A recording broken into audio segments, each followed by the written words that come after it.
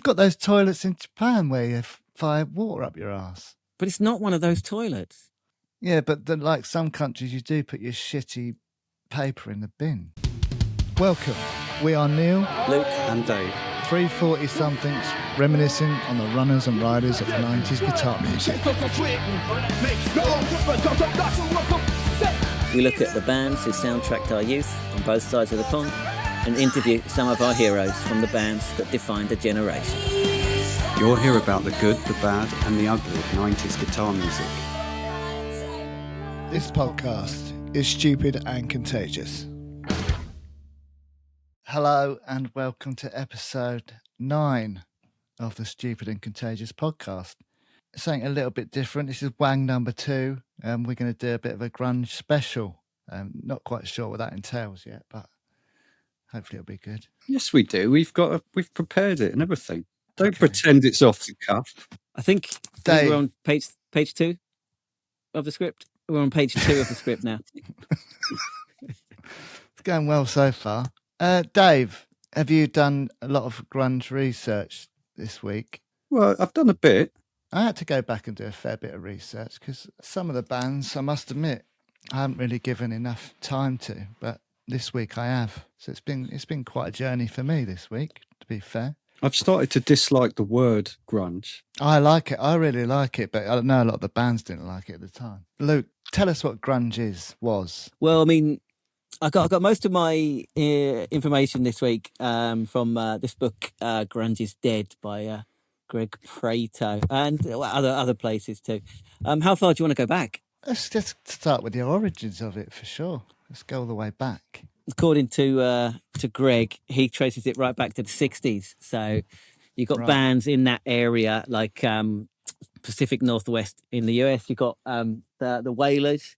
My favourites, the Sonics. Do you know the Sonics? Not really, no. But what year are they from? Era?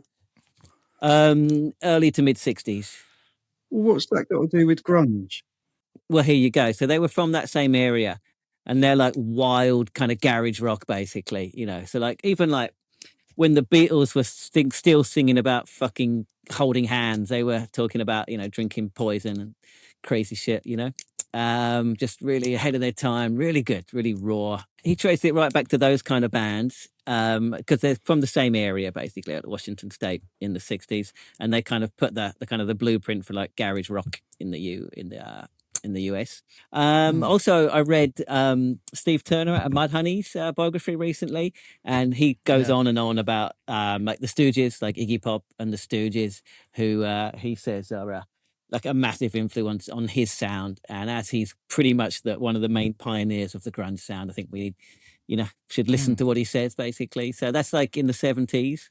Then you got the influences from UK punk in the late 70s, like the Clash and the Pistols. Going into the early 80s, you got US hardcore bands like Minor Threat, Black Flag especially. So all of these sounds are kind of co-mingling and kind of into what is going to be grunge. And then the final kind of piece of the puzzle is the kind of the glam and the metal sounds of kind of the mid 80s. And that basically goes together there. From what I've read and what I've heard, obviously, it's kind of it's the crossover between metal and punk, really, isn't it? It's those two kind of. Yeah. So Seattle had a couple of big metal bands like Queensryche and Metal Church are from Seattle. Queensryche, Silent Lucidity. I had that. That's the one. Yeah. I find it a bit of a stretch to say that these obscure bands from the 60s had an influence on grunge. I mean, Kurt used to cite the Beatles as an influence. Yeah, but that was more on like the songwriting and the melody side of it. But if you're talking about like so like it's seen, it basically almost entirely came out of one kind of small city in like the northwestern corner of America, where bands didn't come out of them at that time. So if you've got that kind of model of like bands that were kind of making it big locally however long ago, then it just gives you something to hold on to as like when you're creating like a local scene. So basically you had these metal bands like the bigger ones like Queensryche. There were smaller ones A couple of bands like Shadow and Overlord. I think Mike McCready out of Pearl Jam was in one of those. Can't remember which one. Okay. And so these kind of metal bands. And then there were a load of punk bands at the same time in Seattle. Most of the punk bands Duff McKagan played in at some point. That's interesting because Duff McKagan, he's a massive Alice in Chains fan. Carry on. There you go. Well, he was in loads of punk bands at the time. Fastbacks often cited as one of the key ones. And when I was listening back this week, trying to kind of, not only read about it, but listen about it. It was in a band called 10 Minute Warning. And when I first heard those, I was like, well, yeah, that just sounds exactly like grunge to me. It was kind of very kind of a slower, heavier kind of version of punk. And I think the idea is that they were a punk band, but they could see the market of like the metalers. So they wanted to be able to go and play at the metal shows and to kind of infiltrate the metal scene just so they could play shows, right? So it's a conscious thing to mix the two. Yeah, it's a conscious thing to kind of slow down their punk sound so they could, kind of play whatever these, all dayers or whatever with the metal That's groups. interesting. The other groups that are usually cited in like the history of it, there's a band called the U-Men, who to me they didn't sound particularly grunge, but the key point there is the guitarist had a Fender Mustang, which became the grunge guitar. You can see it all sort of coming together now, right? Yeah, but it's not there yet, right? So then you've also got a band called Mr. Epp and the Calculations, which has Mark Arm out of Mudhoney. Okay, here we go. And they're kind of a much more kind of arty, kind of chaotic. It's kind of, we were talking to Roddy out of Faith No More. It's kind of like my image of what an early Faith No More would have sounded like. Kind of like arty and kind of chaotic sound to it, Yeah, that was his band. And then also the guitarist out of Mudhoney, Steve Turner, joined them as well. So all of these bands were coming together, but it still wasn't quite like a grunge sound. Then there was, the guitarist out of Mudhoney, Steve Turner. He had a band called the Ducky Boys, who he claims are ground zero for grunge. It was him and Stone Gossard out of Pearl Jam was in them as well. So far, it's kind of all there, and the kind of the punk and the grunge. So you've got like coming from like hardcore and UK punk, and it's all kind of there, but it's not quite there. And what they were trying to do is kind of go towards, kind of make like a post-hardcore sound, basically, and how to do that. That would, sit with the metal crowd. And then the kind of the real origins of grunge started. But no one was like consciously trying to do that, right? It kind of happened organically. Well, that's the way it's portrayed, but I don't know. I think it seems to me there was consciousness of it, not in a kind of not in like what's the word? Not in like a exploitative way, but I think there was some kind of consciousness to it. It's interesting, the whole metal thing. When people first said that the origins of grunge are kind of based around metal, I was a bit like, no, it's not. It sounds nothing like it. But if you listen to bands like Malfunction, it's really sort of Black Sabbath. There's a lot of that in it. There are two sort of strains to it, because some of the bands sound more punk. Maybe some sound more metal. I'm not really aware of it. So we're coming to the split. So you've got bands like Malfunction, Neil just mentioned. So featuring Andrew Wood, it goes on to do Mother Love Bone, and they are very kind of glammy, metally, but still with a kind of like a punk kind of energy to it. It did sound like Black Sabbath. I thought it was. But the look was more like Kiss, right? The look was more kind of makeup and all of that, So then we got Green River. So they started in 1984, and they featured basically 4 people that would be like the key to grunge. So Mark Arm and Steve Turner out of Mudhoney, and then Jeff Ament and Stone Gossard out of Pearl Jam, and we're all in Green River. Mark and Steve were basically the punks, and Jeff and Stone were the metalers, for want of a, to make it simple. Although Jeff claims he wasn't. He claims he was like a skate punk, but I think he was a metaler. And so they were together for like 3 years, and basically the punks wanted to stay underground. Mark and Steve wanted to stay underground. Jeff and Stone basically wanted to sign to a major label and be rock stars Right. and take it in a more metal direction. So they kind of split, although, well, Steve had already left before that, but they kind of split along those lines. Great band, weren't they? Green River. They were. Okay, what do you think? What do you think about them? I liked them. I'm on the fence. Go on. I think they do sound what they are. They sound like a more melodic Mudhoney, because you can't separate Mark Arm's vocal, can you? It's That's too true. distinctive. Yeah. I think they sounded like a more melodic kind of Mudhoney. The guitars weren't as sludgy. Yeah, I guess a cross between Pearl Jam and Mudhoney. I don't know. There you go. What saves them is Mark's vocals. But yeah. I think that they definitely did the right thing in splitting, because Mudhoney and Pearl Jam are both better than Green River, I think. Oh, definitely. Yeah. So they split. Mudhoney became Mudhoney, and had this kind of raw, independent kind of sound going on. The other two went on to do Mother Love Bone with Andrew Wood from Malfunction, and we talked about. Mother Love Bone's an interesting one for me. I don't think they really fit into the grunge scene at all, do they? They're like a glam rock band. I love Mother Love Bone, but I wouldn't say they've got a particularly grungy sound. I don't think they sound metally or punk, really. Just kind of a glam rock sound. Yeah, definitely not punk. No, I don't think so. I think it's hard to put them in the grunge scene. What do you think? Yeah, I think I'd go with that. Yeah.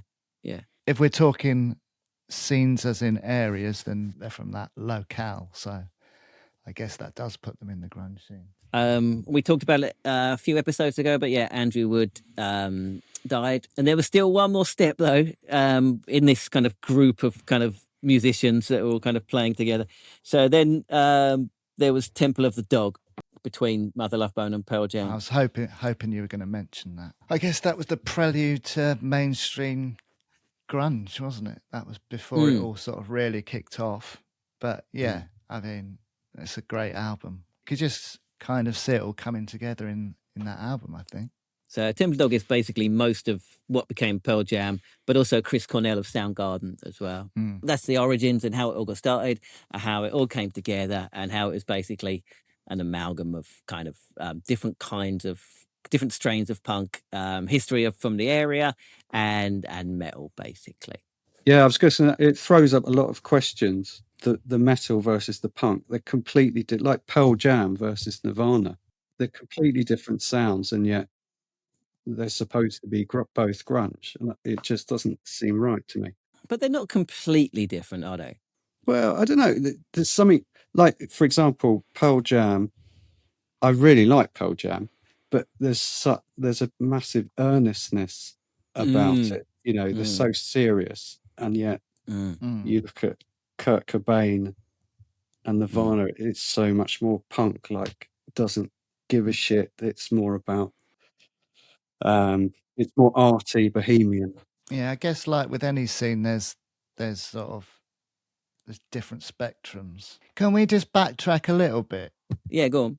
Because you didn't mention Neil Young, who's Go on, often him. cited as the godfather of grunge, isn't he? I don't buy it. I don't buy the theory. I think that's a retroactively kind of applied label. I've seen that mentioned a couple of times as well. If you listen to Harvest Moon, it ain't grunge. It's not. But he made a lot of. I mean, if you listen to Rust Never Sleeps, then that is. It's not. It's punk rather than grunge. But I think, I think what Neil was really good at doing, and still is really good at doing, is he, like most like old farts from the 60s, they moaned about the young people, and he was always like in with the scene. So for example, like around the time like Rust Never Sleeps come out, I guess like 77, 78, something like that. So, you know, like when all like his contemporaries from the 60s were all kind of moaning and kind of, you know, go fading off into the background, he was over in London hanging out with the Pistols and saying this is the best music ever, right? And the same thing happened with grunge, you know, that famous performance on the MTV Awards of them, you know, I was going to say, rocking in the free world with Pearl Jam, right? Fucking incredible. That's my favourite live performance of all time, I'd say. Oh man, interesting. Yeah. Good though. It was really good, right? Really Fuck, good. it's the way he plays that guitar. I mean, that's grungy, isn't it? I would have said. But he's doing it to be part of he's learning from the young people. I think so. But hang on, Lou. But I'm Hang on. happy to go Hang on. on. Didn't you just say that Neil Young was in London with the Sex Pistols? Doesn't that lend to the idea that he has got something to do with grunge? Yeah, I guess. But what I'm saying is he's really good at attaching himself to new scenes. So if I'm saying that the roots of punk come from that and he was part of the punk scene, then Neil Young's part of it.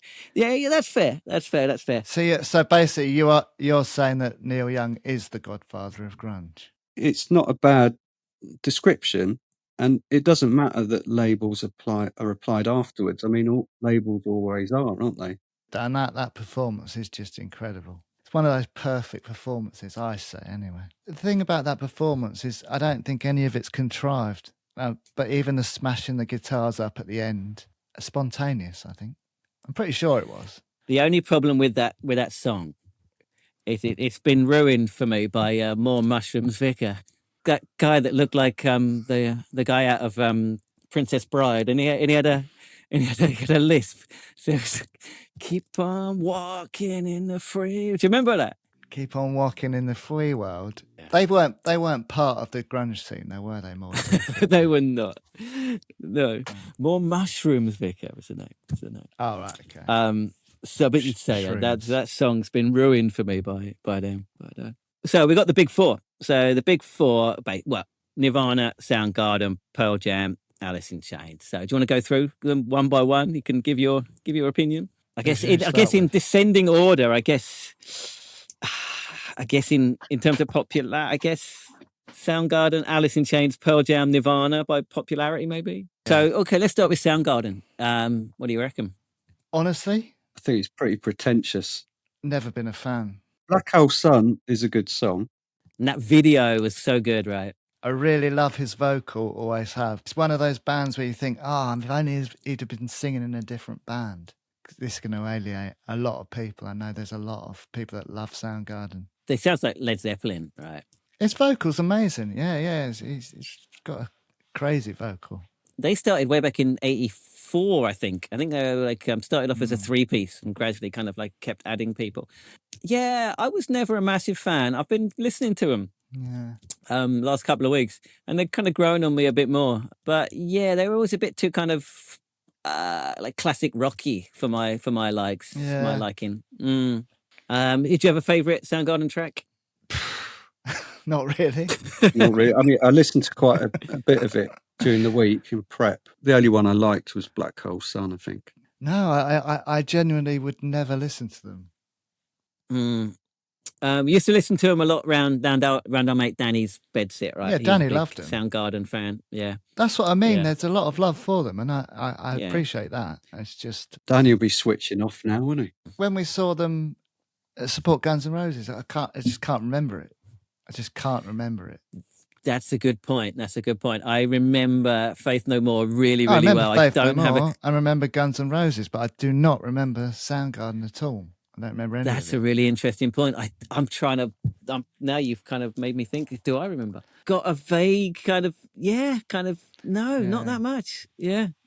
Apologies to any diehard Soundgarden fans who expected to come on here and get a glowing report of Soundgarden. But okay, next, Alice in Chains. I think Neil's the biggest Alice in Chains fans of us three, right? For me, Alice in Chains, they were grunge. The guitars, his voice, just the songs. I don't know. Grunge isn't really a word, is it? There's no such thing as a grungy sound. But that, for me, they did sound grungy. Well, they were definitely on the metal side of grunge. Okay, so we saw Soundgarden at Wembley. So we saw Alice in Chains at Brixton Academy, right? Neil, do you want to talk about it? Picture the scene. 14 grungers, 15, I guess we were at the time, waiting for Alice in Chains to come on. Screen goes white. Silhouette of Jerry Cantrell playing his guitar. Yeah, it came on to Nutshell, which wasn't out at the time, so no one really had heard it before. This beautiful ballad. Yeah, Lane Staley's silhouette comes on the screen. That song kind of finishes. Bang, screen goes down, cargo net, Lane Staley swinging into the crowd. Can't remember what song it was though. What song was it? Can you remember? I don't remember. I don't remember. Yeah, swinging into the crowd, and it just everything went nuts, and it was just a great gig. That's good. Much better than just saying incredible. Yeah. Dave, are you a Alice in Chains fan? Yeah, I had to listen recently to remind myself of them. I didn't listen to them then except at Neil's house, because he often have them on. I don't know him as well as you, but out of the four, I'd definitely put them above Soundgarden. But yeah, I prefer Pearl Jam and Nirvana, I think. Obviously, you've got Dirt, but I also really like Facelift. I thought that was a really great album. If someone said who was your favourite grunge band, that would be mine. All right. Favourite track from Alice in Chains? One each, boys? Cliched, but I'm going to go with Wood. I love it. I think it's a great song. Junkhead for me.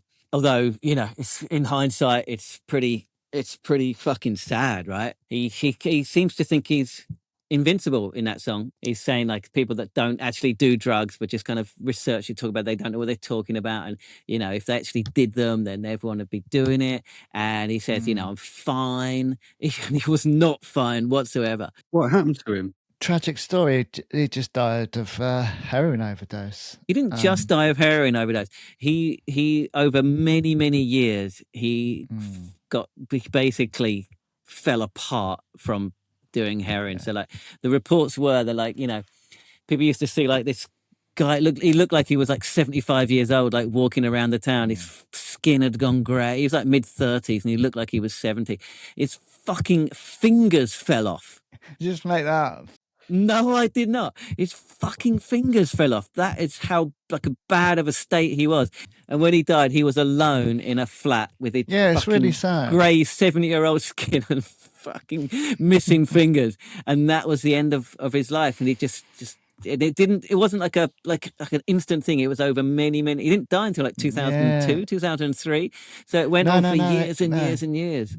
It's a horrible situation. Is heroin a part of the kind of grunge scene as well? Was that part? Oh, it's complete integral part of the story. Yeah, it sort of started with Andrew Wood, and then it carried on all the way through, didn't it? There was a timeline, wasn't there, of tragedy, really?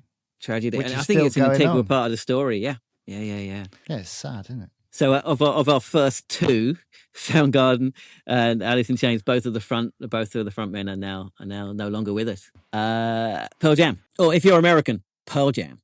They're a funny one for me because at the time I wasn't really a fan. I know you were. When 10 came out, I was listening to Alice in Chains and I thought that was amazing. And Pearl Jam, and I was like, not really keen on this. When 10 came out, I thought it was just like a flawless album. Just like, one of those things that just, one of those kind of debut albums that just seems like totally, like fully realized, as if like, like Bleach is not a fully realized album. You know what I mean? It's a band finding their feet. 10 just seemed like, I don't know, it just seemed like this fully formed, like amazing band with like perfectly written, perfectly crafted songs on it, I was going to say their songs are really well crafted, lyrically brilliant songs. And obviously you've got Eddie Vedder's vocal, which is just insane anyway. Yeah, and like the live performances with him, hanging off the rafters and all that kind of stuff. But like Dave said, they were kind of over earnest, weren't they? Yeah, I think so. But like I say, that was then. But since then, they're probably the grunge band I listen to most at the moment. I listen to Pearl Jam quite a lot now. I'd love to go and see them. They're still putting on a really great live show, apparently. So, and they did all that cool stuff with Ticketmaster and stuff, right? Taking on like the big corporations. Dave, Pearl Jam. Opinion of them? Yeah, I really like Pearl Jam. I didn't have that many albums then, but 10 was one of them because it was quite a lot of money, and I didn't like buying albums unless I knew I was going to like it. But yeah, brilliant. That album is, I think, a very, very good album. Oh, now I think 10's amazing. It's just back. And I think Versus is really good as well. Yeah. I mean, Black is just fucking an incredible song. Well, that's my pick for favourite Pearl Jam song. So, it's kind of off-quoted, right? I know someday you'll have a beautiful life in somebody else's sky.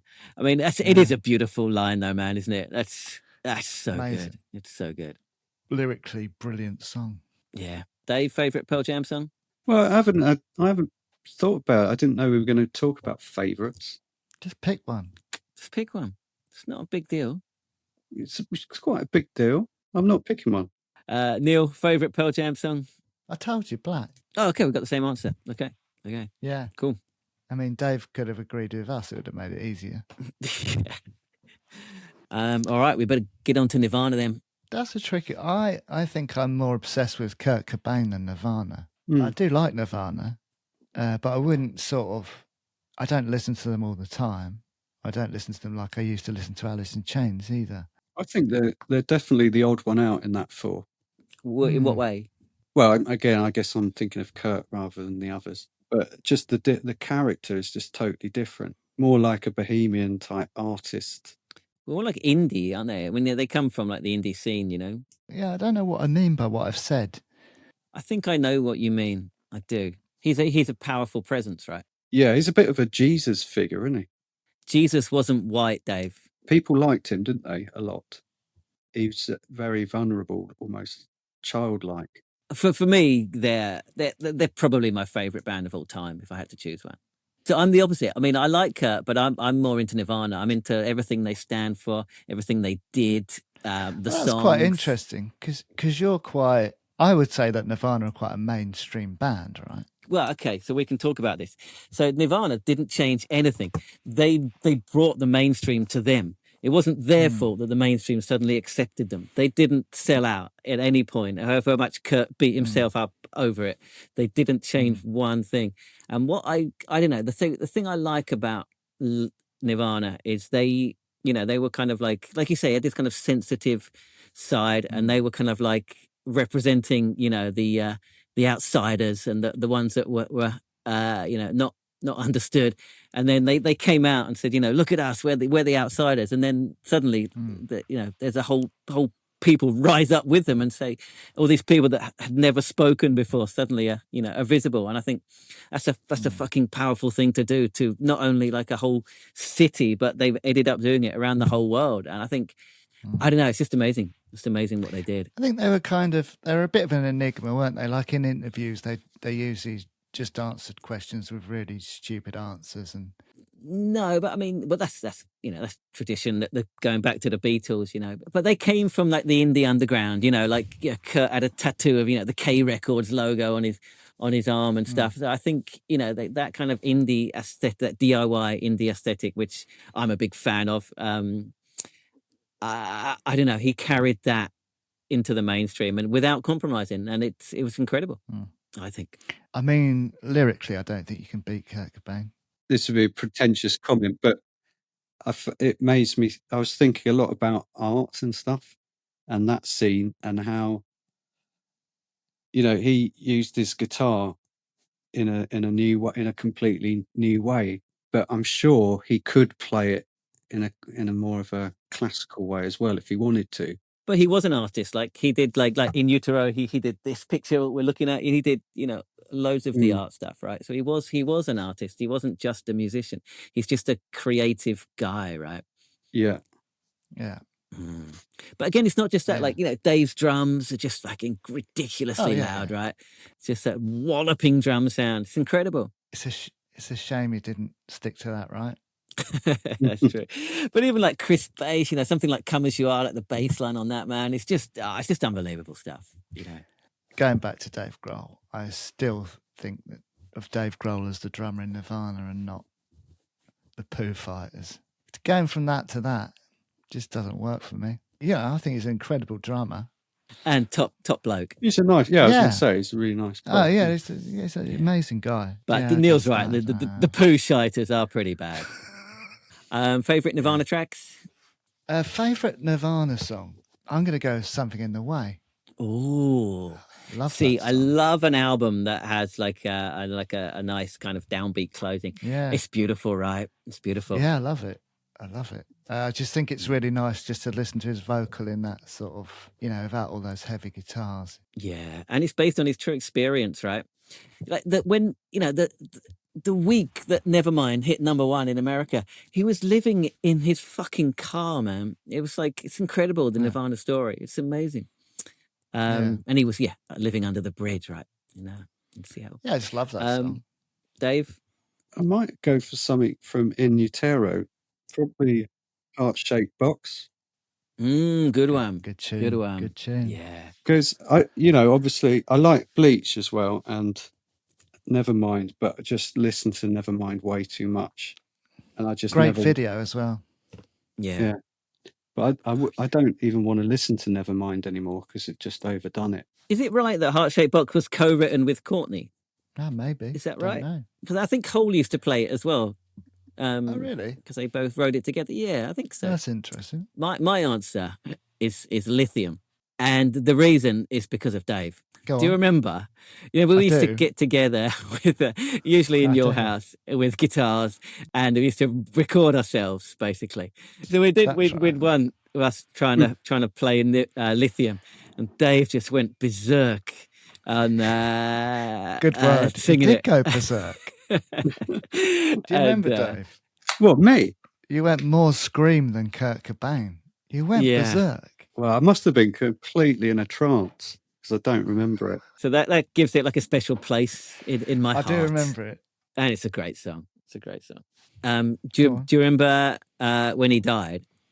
Do you mean like in the sense, remember what you were doing when JFK died type thing? Yeah, exactly what I mean, yeah. I just remember, weren't we down the hole in the wall? Yeah, I remember being there. I'm pretty sure. Talking about Hole in the it, Wall's a pub, by the way, the local pub. Yeah. Listeners. We didn't have the internet back then. It was being sort of banded around that he might be dead sort of thing. I don't remember that. I remember my mum coming into my bedroom and showing me the article in the Daily Mail, and just didn't believe it. Just couldn't believe what I was reading. I think I was in denial, It was one of those things. It was kind of inevitable, but not. I think Dave Grohl said this as well. He said they knew that this would happen, but even when it did, it was still like a shock. He was always teetering on the edge. Yeah, it was quite a big shock or moment for me, and that was the death that made me think I'm going to write all deaths now on my wall in my bedroom. Oh, right. You did do that, yeah. How many did you get on the list? I can't remember who was on it now, but as time went on, it got longer and longer, and then I remember. That's fucking morbid shit, man. Yeah. But I remember after a while realizing how many of them were men. Like there were hardly any women on this list, and then you realize, how men just dominating everything. That's when I first realized. Yeah. That's a fucked up thing to do, though. Really fucking weird, right? Yeah. So that kind of brings us to the end of the story. So Kurt killed himself in '94, and by then grunge was pretty much all over. But there's a couple of things that I wanted to add to the story that I didn't say because I was focusing on the bands a bit too much. So I think there's a couple of points that people kind of forget. One is, a lot of cities have scenes, right? But we don't know about them. So there was a UK journalist called Everett True. Used to live in Brighton, actually. Used to see him at gigs. And basically, he was kind of sent over there by the Melody Maker. Well, invited over, actually, by Sub Pop, who I'm going to talk about in a moment, to kind of cover the scene. And it wasn't really a scene at the time. And he kind of went over there, saw a couple of bands, came back, and suddenly on the front cover was like grunge Seattle scene, and it kind of blew up from there because he kind of not made up, the scene was there, but he basically publicized it in the UK. And then like when Mudhoney came over to England like a couple of months later, suddenly like they were like massive just because this journalist had kind of got it out there. So you think in a way, the UK kind of cemented the grunge moniker. Yeah, I definitely think so. Because if you can have a scene, but if no one writes about it, no one knows about it, it's not going to go anywhere. So I think that's a huge part of it, which is often overlooked. And the second part is Sub Pop Records, which the grunge wouldn't have happened without Sub Pop, basically. Well, it isn't Bruce Pavitt, isn't it? or Pravitt. Booth, didn't he came up with grunge. I've got it written here. He said, Yeah, go on. The word was first recorded as being applied to Seattle musicians in July 1987, when Bruce Pavitt described Green River as their Dry as a Bone EP, as gritty vocals, roaring Marshall amps, ultra loose grunge that destroyed the morals of a generation. Yeah, which is pretty early on. That was like the second like main release on Sub Pop, that Green River EP. So yeah, it was But it's kind just of a put passing in really comment, early I think, on, wasn't it? Just you a know, passing like comment at the time. well, record labels write those things the whole time, right? They're kind of like the press Yeah. releases to try to like big up their releases, right? Yeah, Bruce Pavitt, Jonathan Poneman, I don't know how to pronounce it, but yeah, they started Sub Pop in '86. Started off as like a magazine, a fanzine, also like with like compilation cassettes. Yeah, and basically every grunge band worth anything basically released stuff on Sub Pop. Like even some like the early bands we were talking about, they were released there as well. Green River was like the second kind of main one. Soundgarden was like next after Green River. Nirvana released their first single. That Bleach was on Sub Pop. Just they Iconic. documented Iconic. what was happening basically. There's no grunge without Sub Pop, is there? It's an iconic part of it. Yeah, and they're still going and they're still releasing great music, right? So some favourites of mine, Pissed Jeans release on there, Downtown Boys, who I love. Why are you laughing at Pissed Jeans? Yeah. Pissed Jeans. That's the band name. I got their first album, which is on Parts Unknown, and when they went on to Sub Pop, I was pretty surprised. They even released on their famous Singles Club a couple of years ago my favourite Kenyan techno industrial grinders, Juma from Nege Nege Tapes, mentioned last week. So they released a couple of their tracks, unbelievably. Sleater Kinney, Postal Service, Mudhoney are still releasing stuff through them. Just still going. Just really important part of the whole story, you know. Outside of the big four, you've got, well, of course, Hole. I thought Hole was great. I really do. I think Corny's quite liked him. Great songwriter. Good tunes. L7. I liked L7 a lot. Danny, our friend, Soundgarden loving friend, also a big fan of L7. I remember. Yeah, man. That Bricks Are Heavy album was really good. Really good. They were like proper full-on grunge, right? Really good. Yeah, and then you got that infamous performance on Top of the Pop on The Word, where she pulled her trousers down. But people forget, right? She pulled her trousers down. But what else happened was they completely fell into the drum kit and just completely smashed everything. And that's like, it's great stuff, you know. We've talked about Mudhoney, I guess, haven't we? I think Mudhoney, although I say that Alice in Chains, if I think about grunge, it's Alice in Chains. I think Mudhoney would maybe encapsulate grunge. Yeah, I think that's a good point. Am I right to say there's punk and heavy metal stuff in? Yeah, I think so. Yeah, and they deliberate, they weren't part of the big four deliberately. They wanted to keep it underground, and yeah, you got to respect that. Do you think they wanted to, or it just happened that way? Oh, completely. I mean, that was part of the split in Green River because they didn't want to go that corporate route. I remember when you first played me Superfast Big Muff. Yeah, incredible. Yeah, man. Another band that we kind of overlooked, Dinosaur Jr. They grunge? Oh yeah, I would say so. Yeah, I kind of like the kind of a washed out, kind of stoned kind of sound they had going on, right? Would you put Smashing Pumpkins as grunge? No. Right. Too pretentious. Too pretentious, isn't he? Babes in Toyland? Yeah. I like Babes in Toyland. Veruca Salt? I mean, Caesar was their big hit, right? It's a great song. Okay. Stone Temple Pilots. I mean, they were undoubtedly a grunge band. Not from Seattle, but yeah. Danny loved Stone Temple Pilots. Yeah. Not a fan personally. I think the timing was just really bad. It looked like they were just copying. I just think they just weren't very good. That's the main problem. But loads of people, a lot of people really like them. Yeah. So there's no disputing that. Yeah, I just thought they were a bit shit, yeah. But I also did think that they were just sort of trying to sound like everyone else. But yeah, no, I'm not a big fan. I know everyone loves that Scott Weiland, but it was a good front man. But I don't know. They were just a bit shit. There's none of the songs were very sort of memorable. Dave, Stone Temple Pilots. Agree, don't like them. Neil, you wanted to talk about Pond? I did. I never heard of them before we'd started this podcast. And see, I had heard of them, but I'd never listened. Yeah, so I had a listen this week, and I think that they sound more like a British band. So I thought they were sort of a bit more melodic. They sounded a bit like sort of Mega City 4 or Senseless Things or something like that. I thought they were a great band, but I didn't really hear any grunge in it, to be honest. Yeah, I really enjoyed it as well. But I think I would agree with that. Yeah. Blind Melon? Blind Melon. We might be speaking to someone from Blind Melon, hopefully, soon. It wasn't grunge, was it? I guess it wasn't. It was just a time, I guess. Yeah. There was that MTV Awards where it was all grunge. It was Nirvana, Pearl Jam and Neil Young. Mm. And I think they were on that MTV Awards at a similar time with that girl dancing around in her bee costume. That was iconic. Yeah, that's great.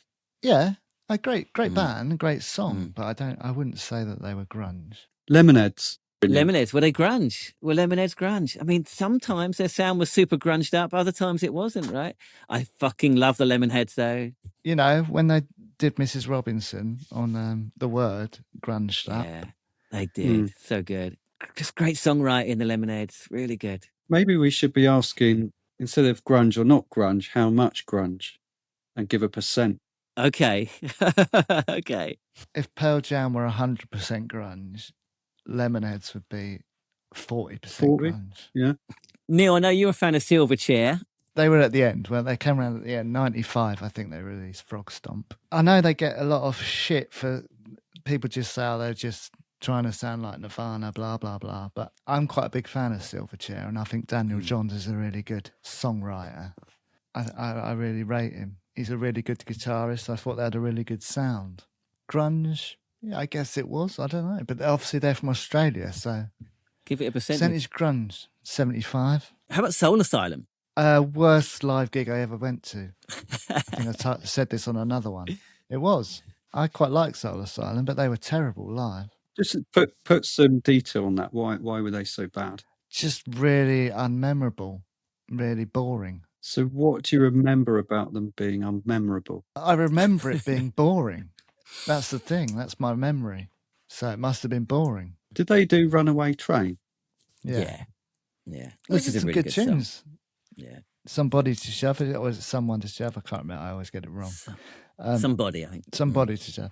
Yeah, it did some good tunes, but yeah, I just didn't really like them live. 30% grunge, perhaps? 30-40%. I wish, but the look was grungy, wasn't it? I'd go for 50 or 50 to 60. Oh, Tad. Someone brought it up in the group. I thought that I think they sound a bit like Therapy. Okay, interesting. Yeah, but on the heavier side, I would say. In more ways than one. The singer's They're quite a large big guy. Yeah, no, and that's true. I mean, I think, not that I didn't get into them, I just don't really know them that much. But what I have heard of them, I think I liked. Yeah. I like their vibe. So, obviously, we've spoken about most of the players in the grunge scene that people have probably heard of. But there's a few honourable mentions that people in the Facebook group have brought up. Screaming Trees, great band, right? Great. Wow. Got Mark Lanigan, great voice. I when I had listened to them, I haven't really listened to them much in the past, I must admit, but I've given them a good listen over this last week. I'd say they're sort of kind of like a cross between Pearl Jam and Alice in Chains. Yeah, they're a cleaner sound than their name suggests, right? Yeah, I think so. They had like the well-crafted songs like Pearl Jam, but his vocal is just crazy, right? Yeah. He died recently as well, eh? Yeah. Dave, you like Screaming Trees, don't you? Yeah, I mean, again, I didn't listen to him then, but been listening to him recently. That was one of the best ones, I thought, that I've sort of rediscovered.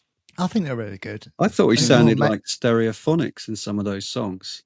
Maybe. Yeah, you're right. You played me a couple where he really did sound like Kelly Jones, is it? Yeah, Kelly that's Jones. right. Yeah. Interesting. Yeah. Interesting. Or Kelly So go Jones back and sounds check like that. him, perhaps you should say. Yeah. Another one I got down here is obviously Melvins. I wouldn't put them as in with grunge. They were Would you before not? grunge. No. Okay. No. I didn't like them much. I'd say they're much more sort of heavy, like metal, sort of double kick drums, you know, sludgy Well, guitars. Kurt was a massive fan. Heavily Yeah. influenced. Yeah. Bit more arty kind of sound. Bit more arty kind of thing going on with Yeah, them. the singer Buzz Osborne, he sounds a bit like Dave Mustaine, I think. You reckon? Megadeth, yeah. Yeah. Little bit. Interesting. All right. Skinyard. A band that I'd never listened to until this week. Yeah. What do you reckon? Same. Yeah, I think you can really sort of hear the grunge sound evolving in that band.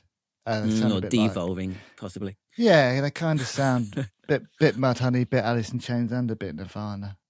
But nothing special, right? Nothing unique of their own. I think for me. You can see why maybe they got overlooked a little bit because they didn't really bring anything new to the table, I guess. But then you got other bands that you wouldn't really call grunge, but they're kind of associated, like Sonic Youth and... Sonic Youth. We didn't even talk about Sonic Youth. I mean, they're not grunge, right? But I'd say they're more like Nirvana than some of the other bands we're talking about. Well, they're art Sonic rock, Youth, right? Yeah. Sonic Youth are a difficult one because they're kind of... Someone brought up the Dave Markey documentary, 1991, the year that punk broke, which I remember watching back in the day. Dave, you said you watched it this week. What do you reckon?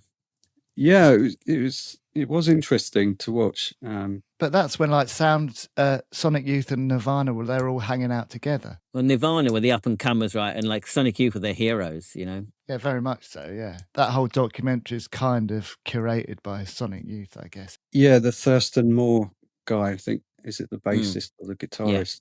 It's basically him talking to other members of other bands. So I mean, I think the grunge scene ripped off a lot of what Sonic Youth did. Sonic Youth are always did their own thing, and always have done. Great band. Love Sonic Youth. You know, I haven't seen that documentary for whatever 30 years. But the one thing I remember about Dave, you're gonna have to confirm something for me. So there was one scene, and they're backstage, and they show the camera shows up a poo in the toilet. Yes. Is this in right? But the thing is, it's just a poo, and then they flush it. But I always wondered, but what about the paper? There's no paper; it's just a poo. So the person must have pooed, but not wiped their arse. Well, maybe it's bothering me ever since. Like you've in got Greece. those toilets in Japan where you fire water up your ass. But it's not one of those toilets. And How do you know? even if just you put the paper in the bin. Yeah, some countries do that. That's weird, isn't it? But you still need to wipe your ass, even with the Japanese toilet. Yeah, but like some countries, you do put your shitty paper in the bin. It's horrible. True. Yeah. Okay. I don't know if you do that. Maybe they're in one of those countries. How on earth did you remember that detail anyway? Because it's been bothering me that they hadn't wiped their ass for the wants an last answer. 30 years. I'm sure he did. Yeah. All right. We need to address the post-grunge bands, even though some of them, they were out at the same time. But they I guess the next stage of the sound, which puts them into the post-grunge. So, I mean, we've got Creed, Stained, Matchbox 20, Puddle of Mud, Candlebox, Nickelback, right? All of these They're all bands. rubbish. Oh my God. So I'd never once heard Candlebox until yesterday. I listened to it yesterday. That was honestly, I think it's the worst music I've ever heard in my life. I couldn't believe how shit it was. I knew it was going to be bad, but I was just sitting at my computer open mouthed at how just completely awful the whole fucking thing was. I watched this interesting article on Nickelback and how they're the most hated band in the world. And it's quite something to be the most hated band in the world. It's quite an achievement. Yeah. Why do you think it is? Is it the goatee? Well, this was the whole article. They were trying to work out exactly what it was about it. What's their big hit? It's too late to be sorry. Da, da, da, da, da, da, da, da. This is how you remind me, isn't it? Oh, right. Yeah. Okay. All right. What about Bush? Are they post grunge or are they grunge? When were they around? Were they around late 90s? Early to mid. Well, they were a weird one, weren't they? Because they're English, but England, we hated them over here. They weren't bad in I hindsight. like Gavin Rossdale. I think he's quite good. Yeah, I think they did some good tunes. How about like Creed and Stained and that kind of stuff, man? Have you ever listened to them? It's bad, isn't it?